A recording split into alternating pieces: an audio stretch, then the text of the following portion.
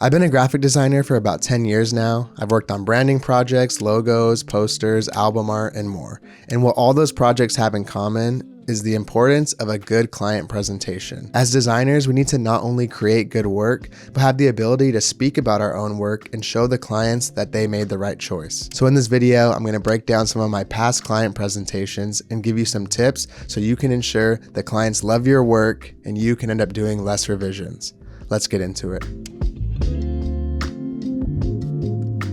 So the first project I want to talk about is this logo design project I worked on for the band Architects. So I always give super simple presentations like this, just a nice sans serif, black or white backgrounds to not take away from the work itself. They wanted something sharp, simple, clean, something very, just like a simple logo type. And they wanted to stray away from what they've been using in the past. And they also use this A type symbol and they wanted to revamp that and have it be its own thing. A lot of times I will hop on calls, but I do also have the text and kind of messaging on the side right here. So if they're looking at the PDF later, they can recall to kind of the methodology behind the logo. And then I just set up my simple PDF, with some small copy just to give it a little bit of styling, but still keep it simple. For logos, I like to show it big like this.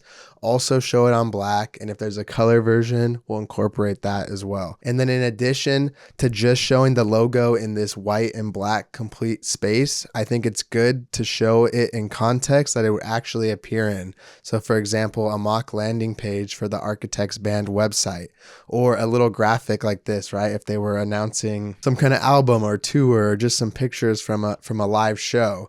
I also showed it how you can do it more stylized with this grainy kind of imagery on the right. I quickly grabbed a poster that someone else actually made off their Instagram and then just dropped in my own logo type up top and kind of manipulated the styling a little bit to make it more my own, but just something real quick to show how they could use the logo. Same thing goes here, just giving it some context.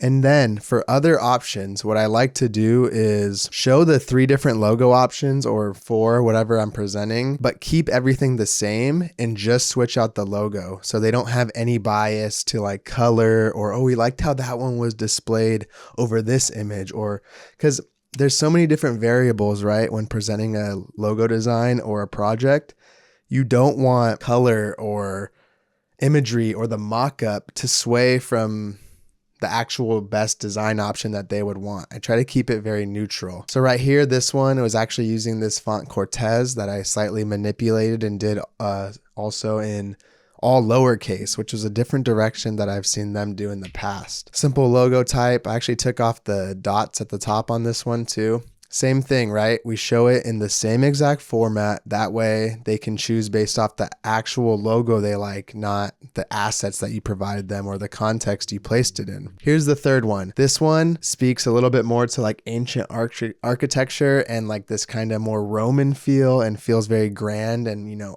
Architects. I kind of wanted to play off that and give them a new kind of style or new thing that they maybe haven't considered before. So this is more of the wild card one. Same thing though. Gave them the simple approach and that. And then they have this A that they use, right? I'll throw it up right here. It's this famous Architects A. They wanted to revamp that and make it a little bit more legible and readable. So I did a couple options for that. I showed it in some context, showed it how it maybe would look on some merch. Obviously, you'd want like a back graphic or something on this as well. And then we have a second option that is a lot more similar to the A they were already using, but I cleaned it up a bit and made it have a little bit more of a sharper styling. And then I gave them a lowercase option. I really liked this one. I thought it was a little bit different, but I don't think they were feeling this one too much. And then just a simple thank you message. This project, I sent them those. And then in my defense, the brief, they wanted something simple. And a lot of the references that we talked about in the mood board were that kind of serif, sharp edges, but a simple, clean logo type. And then just revamping the A a little bit. They got back to me saying they wanted something a little bit more custom and a little more, make it pop for lack of a better word type of thing. So on the second round, we ended up going in a completely different direction that was a little bit more hand-drawn and this kind of black letter type feel. So one of their feedback was also they wanted the A and then the rest of the logo type to feel like more of a system rather than 2 separate things, which I think is the best bet, and that makes sense. So for the second option, we had, this is the original A that I customized from the last round, but then we gave it its rest of the set of characters to kind of match it. And this is calling back to this style that the fans love and know, so I wanted to make sure that kind of kept some of its integrity, right? Same thing, we use the same assets to keep it kind of familiar, but using new things. This was ultimately my favorite one and the one that I really wanted to go through. I thought it was a strong option, and I thought all the characters flowed together in a great way, and you could also use it as the symbol. Same thing with this one, a little bit different, a little softer. I don't think they were feeling this one too much, but I thought it was a different approach that they haven't quite considered, giving it a more script feeling. And then we ended up, doing the same thing, showing the A's and how they would be displayed. And I wanted to keep the format the same and make sure that they were looking at all the different options individually. Also, in between these presentations, I wanted to give you guys just maybe like a quick little tip, something that's a little bit more actionable advice for presentations. And one thing I have written down here is less is more. This one might not be the best example of that, but at the end of the day, I think you want to give the clients less options, because not only does it show that you're confident in your design decisions, but it gives them less decision fatigue. 3 max. I think if you have the balls to even just present it with one logo option if you feel that one is strongest. And if you come up with 2 really good ideas, I don't think, you should force yourself to make 3 or something, or 4 or 5 if those 2 are the strongest. And one thing that my design professor taught me that really stuck with me is if you present 3 ideas and there's one that you're kind of on the fence about or you don't think is the best, the shitty thing is a lot of times they will choose that option. And now you're stuck working on branding or having a final product of something that you didn't even think was your strongest work. So only put stuff in that you're truly confident in and you truly want to stand behind in your portfolio and when that work is out in the world. A lot of times too, if you give the clients too many options, they'll try to Frankenstein them together and mishmash them. Like, we want the lettering from here, but the colors from here, and the textures and branding from here. And then it just becomes this kind of weird creation. Yeah, try your best to have clean styles between all the things you present and make them distinct, and don't do too many options. Just do fewer and stronger options to present the client. This next one will be a poster design project. So a little bit less in depth, but just to show you the difference in how I would present different types of work. So this is Dyson Steel. This is a movie poster project that I worked on for an indie film called Dyson Steel. And this is super simple, right? The reason this background is a little bit more of not a complete black is a lot of these posters were dark and I wanted them to still stand out on the page. We did 3 options. I just show it over here, give a quick little description, but I also presented this over a Zoom call. Quick mock-up, depending on the project, you would obviously mock it up in different contexts. This version was a little bit different. And like I said, I think it's good to have very different options between the different things you're presenting. Otherwise, they become a lot just too similar. The car they bought was this big like Chevy Tahoe or Suburban, and it was kind of busted. So I wanted to give that feeling with the crashed car. And then lastly, almost a concept that combines the two in a way, like one that has the picture of the main actor, but also the focus on the car, but the rear view mirror where he's kind of trying not to look back at his past. So he's looking straight ahead, but you can catch him in the mirror, almost like wanting to look over, right? Same thing, show it, simple layout, simple mock-up, and that's it, right? For something as simple as a one-off poster design project, I don't think you have to do a bunch of crazy presentation stuff. Keep it simple. However, I think just throwing them in a simple PDF like this and sending it over email that way gives a little bit more confidence in your decision making as a designer, and gives the client confidence that, oh, this is cool. Like, he put this together. He explained why these things go this way, and gives them a little bit more context to think about the designs rather than just which one looks cool. It almost gives them the kind of design language to talk about it, so there can be more of a back and forth and established kind of banter about the project. The final design, it ended up being this one. A couple pieces of copy were changed, but that's pretty much the final design from the presentation. And that's normally how I would present a poster design, right? Sometimes I would just send them over, but I think it's best to create a simple little PDF like this. So speaking of presenting, another tip I want to give you on presenting design work to clients is always try to be the one who is presenting and speaking about your own work. A lot of times when you work with bigger companies, or if you send over PDFs like this and you don't get to do a call and explain the design process, someone else will be presenting your work for you. Let's say you send this logo designer poster over to the marketing person who needs to present that to the CEO or the chief of marketing or whatever. They're not going to be able to champion and speak about your work as well as you would. So if possible, I think it's always best to be the one who can hop on a call or do it in person and speak about your own work, or do your very best to include some kind of methodology and descriptions behind each of your design concepts. That way, even if someone else is speaking about it, they can use this as a reference point, worst case scenario. For this third one, we're going to look at a piece of merch as well as a logo presentation. So this is a logo branding project I worked on for this brand Solitude. They're kind of in line with that Gorpcore, outdoors streetwear-esque type brand that have been popping up a lot lately. They wanted a logo type that was the Solitude word mark because they were changing their name from Soul Mountain Goods to just Solitude, something a little bit more streamlined. This option was most in line with references that they sent me. And you can see I use a similar presentation that I used for the architect's branding project, but this obviously has different context, right? This is a logo type. This is an outdoors brand, not a band, but I show it on white, show it big, white and black. And then I also showed it in some color palette that I think that they could explore more in like the branding. Because this wasn't a full brand identity, but I think it's good, even if you're just working on a one-off logo design, to kind of give it some context and a mini branding, if you will. So these are the colors I thought were cool. And then showing it placed in ways that would actually work. These are actually photos from the brand's Instagram and website. So I placed it on there. Showed them how this would work maybe on garments. They sell clothing. So you want to show the logo that would be placed in context, on a tag or, on a t-shirt, whatever. Second option, pretty similar. I use this since their old name was Soul, I wanted to call to that. And the symbol for sun looks something like this, but it's more of a lowercase kind of geometric rounded option.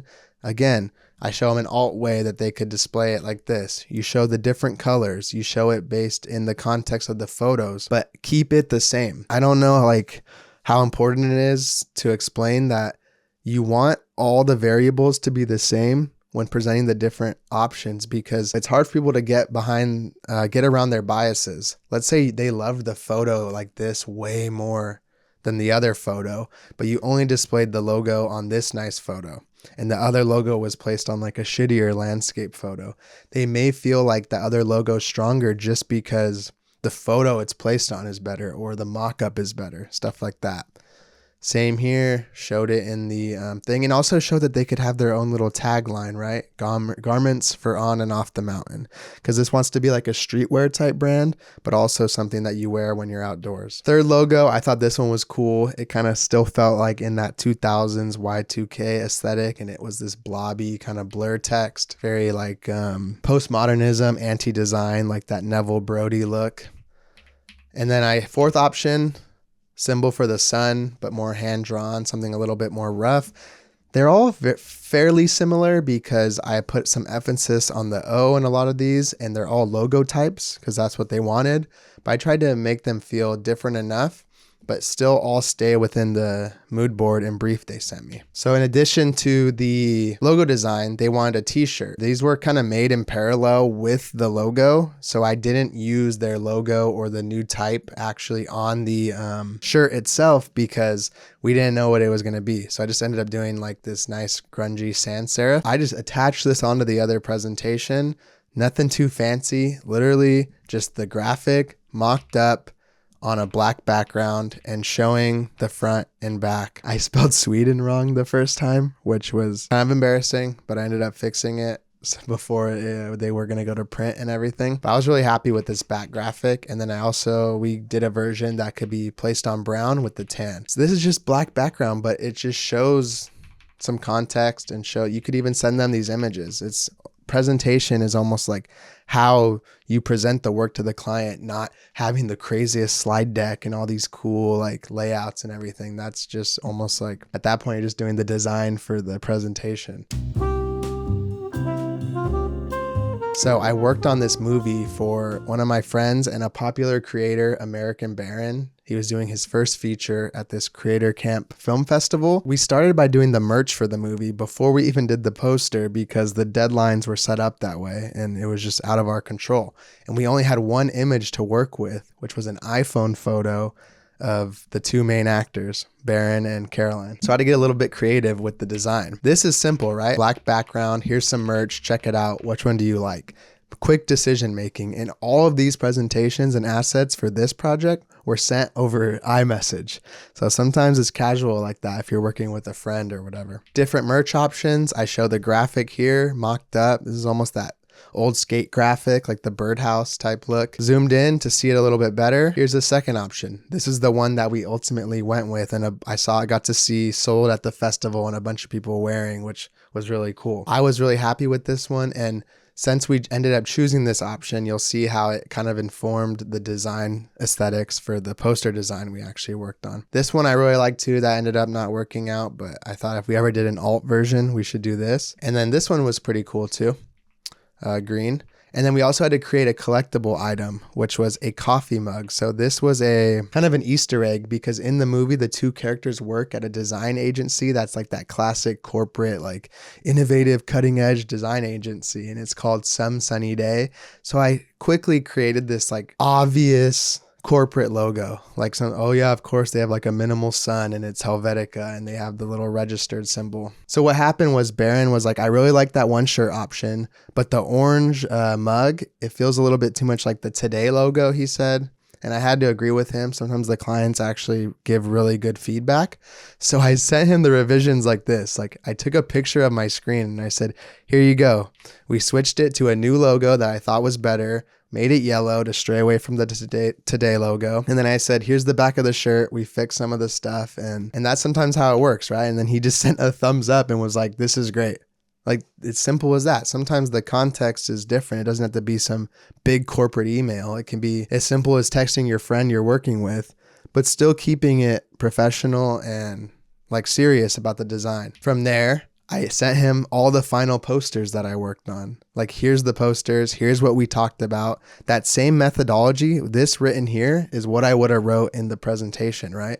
But it's easier this way since I know him, just to send him the JPEGs and give him a little write-up. Here were the 4 posters that I did for his movie, Two Sleepy People.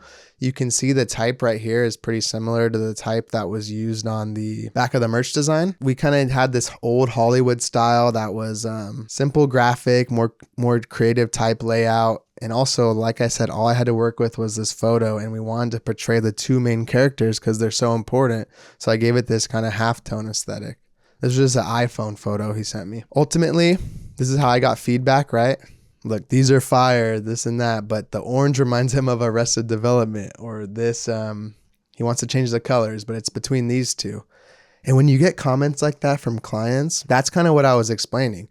It's so easy for people to pattern match and recognize things. So like even me just using this orange because I thought it was a cool color for this, in his mind, that design aesthetic from Arrested Development is such a strong thing that's ingrained already in him that it has too much familiarity. Ultimately, I kind of agreed with him after I heard that. We tried different colors down here, right, to not do the orange. Kept the pink up here, and then applied the pink to this layout. There was a red version too, but ultimately, we liked the pink.